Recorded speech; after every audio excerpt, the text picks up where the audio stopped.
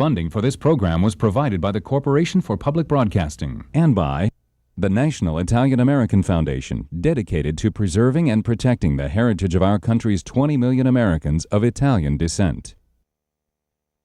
Eduardo Migliaccio, Faffarillo, was a giant in the Italian-American theater circuit. He was the foundation of Italian-American comedy. In 1882, Eduardo Migliaccio was born in Cava di Tirrene, Salerno, Italy. At the age of 15, he migrated to the United States. Faffarillo was in great demand. He was in great demand because he parodied many of the different social types in the Italian-American community. Whether it was the anxious bride, whether it was the inevitable caffone, the dumb-witted person, the person who had no class. He would be any character that you would find in the Italian-American community. And then he would do his jokes off it. The most important macchiattista here in the United States, the one who introduced it to the United States, was Faffarillo. He would create a macchietta or a comedy, which was a one-man act. It was him all the time. It comes from doing macchiette.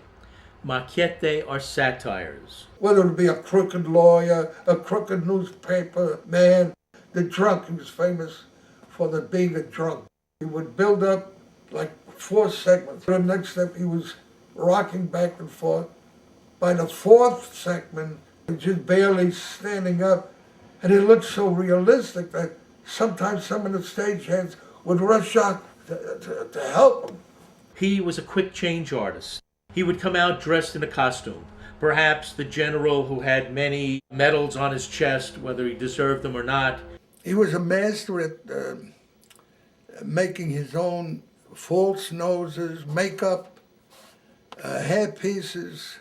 He'd sing, he'd do some comedy, then he'd go back behind stage. His sons would rip off one costume, dress him in another. His sister Armida would make all his costumes. He'd come out in a tuxedo. The shirt was sewed to the jacket, so was the tie. So all he had to do, put his hands in the sleeve, and my brothers would clip the back. He pioneered many of the breakaway apparatuses that were used in this form of entertainment. In the movie act, in the last scene, he made the false nose for the drunk, and the mustache was attached to the false nose. He'd come in front of the curtain, and he'd be in his next character. The band would start, he would carry on, and he would do his comedy. We would play a few bars of the old song. Within a minute, we would hear the clapping, and we'd go into the next room. He'd come out dressed as a woman, and they loved him. There were others that were contemporaries to him. Giovanni di Rosalia, Gennaro Amato, Giuseppe De Laurentiis, just to name a few.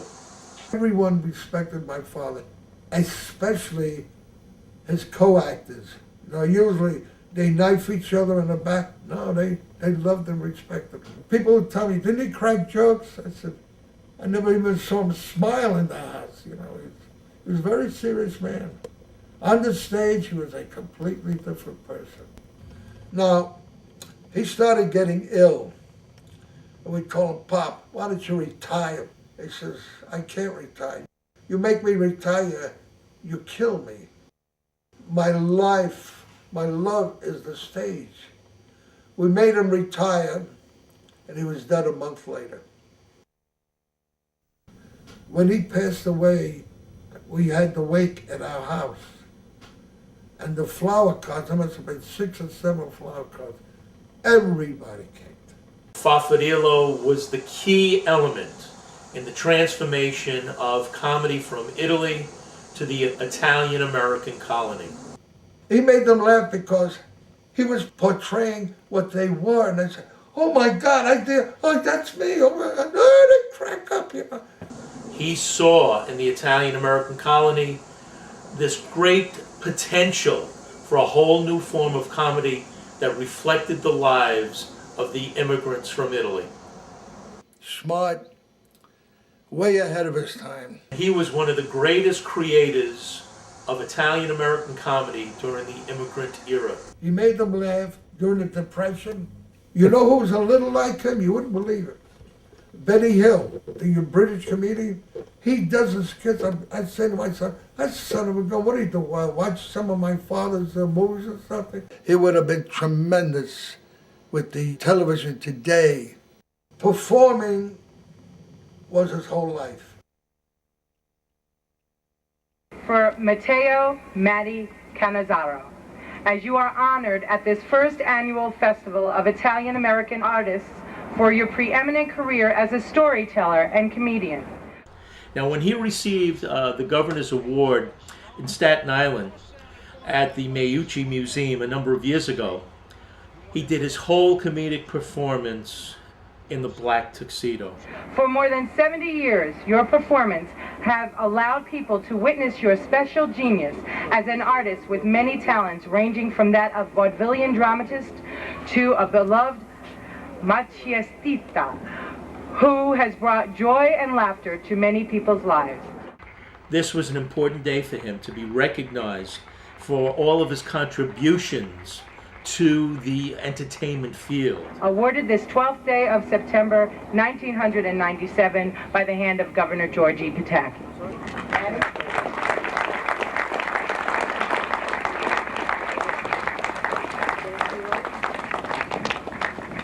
I'm so deeply moved by this because in all my life in show business, I never received anything of this nature. It's tremendous. And to be honored by the governor, he came out formally dressed, still did his comedy, but he wanted to show how important this day was to him. I wish there was some relation of mine, my father, my mother will see this.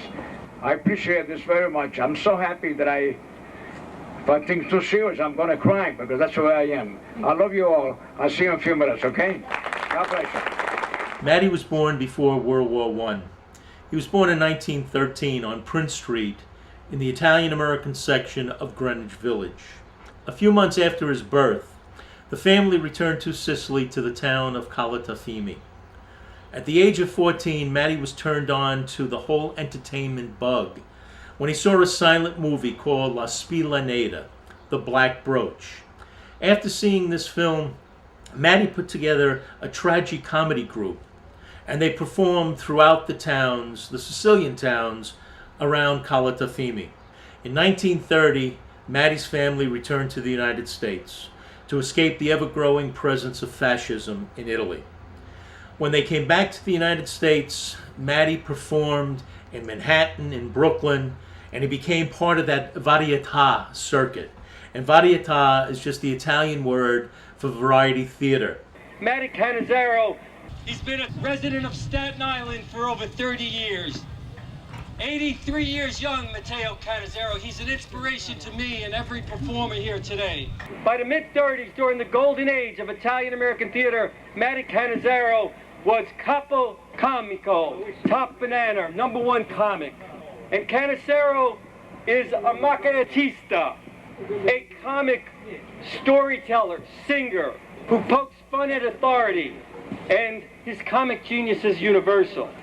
This indefatigable performer has appeared in major motion pictures including Raging Bull, A Bronx Tale, Moonstruck, and has just completed a starring role in The Afterlife of Grandpa. I just told you, I'm your grandfather. I'm dead. You see? It's no big deal. And you ever see a ghost before? Come on, don't you want to talk to your grandfather? A dramatic TV special that was just broadcast in August. After 70 years, Matty Caunizzaro continues playing the circuit. So what can I tell you? I'm delighted to be here. And entertaining audiences throughout the tri-state region. When I come in, my father, Matteo, did you get a lot of job? No, they don't want anybody. It's all right, domani mattina fa stessa cosa. So the next day, he gave me another quarter. Matteo, qua stanno 25. Please, go and get a job. With the money, all right, Papa. Now I got 50 cents.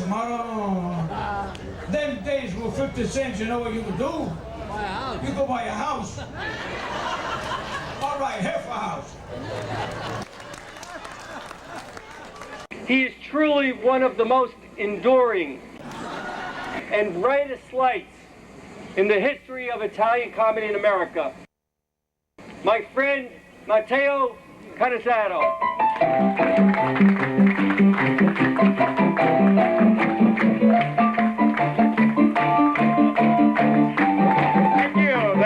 Thank you for the wonderful introduction, Tony. Thank you. Grazie.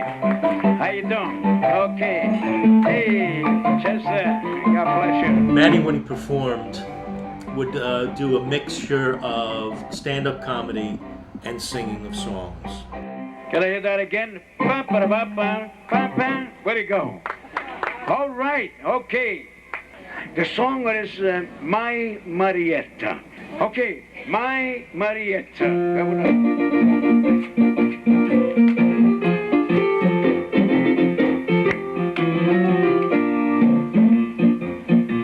When I was on a Staten Island ferry, I met my Marietta from Italy. She's for me. Now every night I meet her on the ferry, because we see the Cape Company.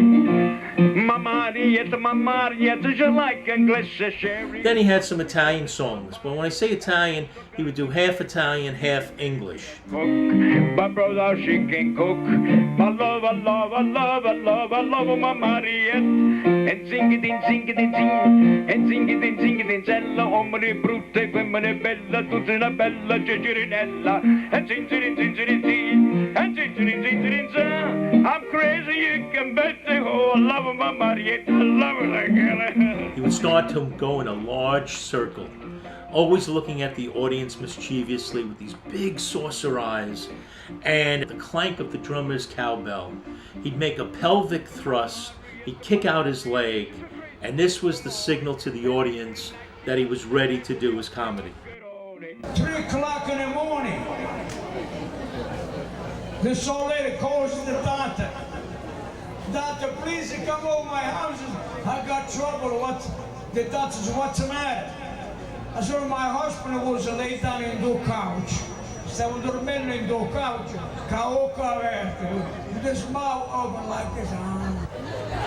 Matty's place in Italian-American comedy is that he's one of the individuals that carried on a tradition that first began in Italy and then was continued here to the United States. A little mouse went in his stomach. What should I do? How am I going to take it out? Un dottore ha detto, sapete che facete? The mouse like a cheese.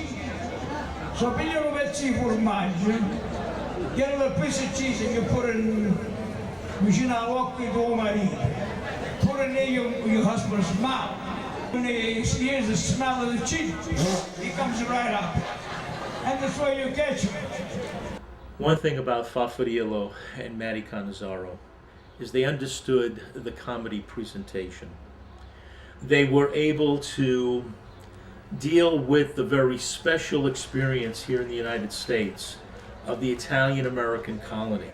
After about 10 minutes later, the doctor come over, opened the door, and she sees that she has a big piece of fish in the mouth, and goes like this to vicino marito. She said, "Yo, che facevi? What are you doing?" I told him the cheese, not the fish. Yes, doctor, avete ragione. But first I gotta get the cat out too.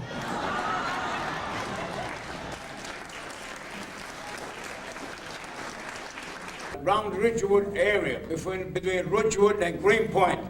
I grew up there, and down the street from where we lived, there was a burlesque house. You know what a burlesque house is? For those who don't know what a burlesque house is, it's a show in a theater where they have the comedians and ladies coming out and take all their clothes off, and the audience are old men. They're watching, they go crazy when they see these girls. He was instrumental in helping those Italian-American comedians who followed him to continue in this tradition. So my father said to me one day, "Matteo, you see this burlesque house?"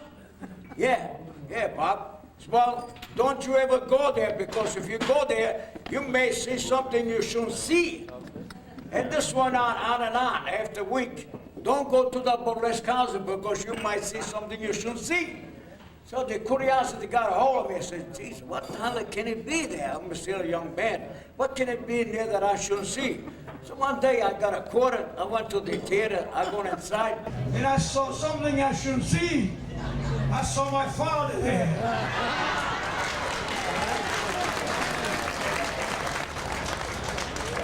Sing it in, sing it in, sing, and sing it in, sing it in, Zella, Marietta mia, I'm gonna dance a tarantella, and sing it in, sing it in, see, and sing it in, sa. I'm crazy, you can bet me, oh, I love my Marietta, I love her. He performed because he had to, because a part of him would be missing if he wasn't on stage. On a terrible day, lightning, rain, thundering, and there's a woman on the driveway there, on the expressway, driving our car, and all of a sudden she says, "I'll day in." She goes at the desk and says, "Mister, you got a room for me?" He says, "I'm sorry," says, "I told you the truth. I gave it the last room that I had to this gentleman that is walking towards his room. So I'm sorry, I can't help you." So, okay, so don't worry about it. He has this bright face, this lovable face. So she she goes and follow the guy. The guy is already with the key in the hands in the overtools, you know. He's trying to get in, and she tapped him on his shoulder. Says, "Mister, look," he says, "nobody knows you, nobody knows me, and nobody knows us. And I need a place to sleep tonight. I gotta sleep someplace, you know. You sleep maybe in your bed." And so I stay on the couch. Is that all right? Can I come in? So the guy said, "Why not? Come right in." He's so infectious, it just engulfs you. After about half an hour, something like that. "Hey, mister," so what? "It's kind of cold here, you know. Can I?"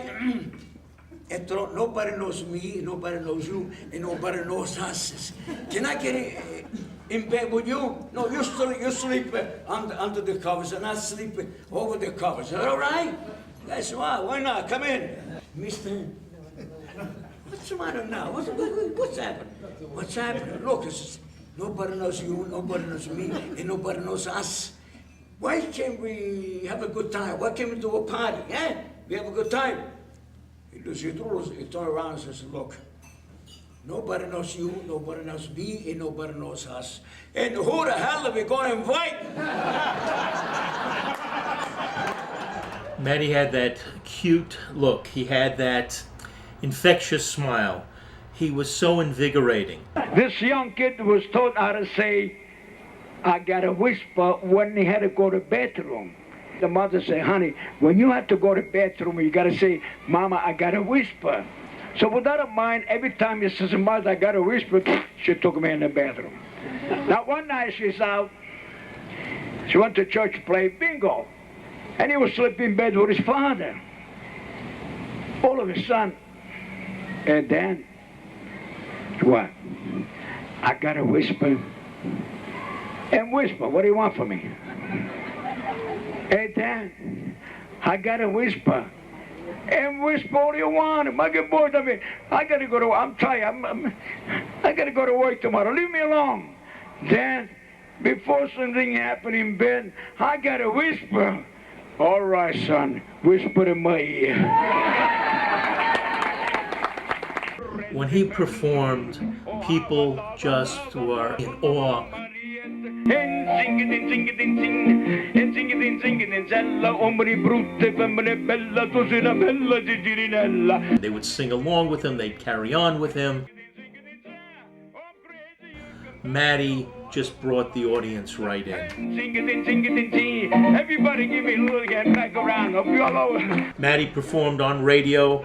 He cut some records. And sing it in, son. I'm crazy, you can bet they I love my Marietta.